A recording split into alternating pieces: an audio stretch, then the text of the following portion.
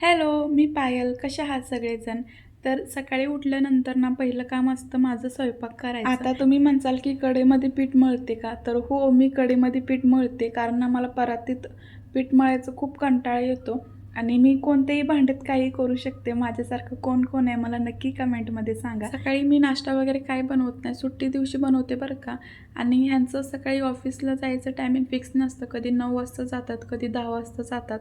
So मग मी पहिलं स्वयंपाकच करून घेते कारण ह्यांना डबा द्यायचा असतो आणि जेवण पण करून जातात. त्यानंतर मी माझ्या बाळासाठी सेपरेट एक चपाती करते तूप लावून, कारण त्याला चपाती खूप आवडते. कधी कधी मी करत असतानाच अर्धी खातो आणि अर्धी दुधासोबत देते. त्यानंतर डेली मॉर्निंगला मी त्याला बॉईल एग देते आणि कधी कधी अंड्याची पोळी पण करून देते आणि तो आवडीने खातो. आणि इथं स्वतः पॅन्ट घालण्याचा कसा प्रयत्न करतोय. त्यानंतर रात्री ह्यांनी आईस्क्रीम आणली होती पण पिल्लू झोपलं होतं.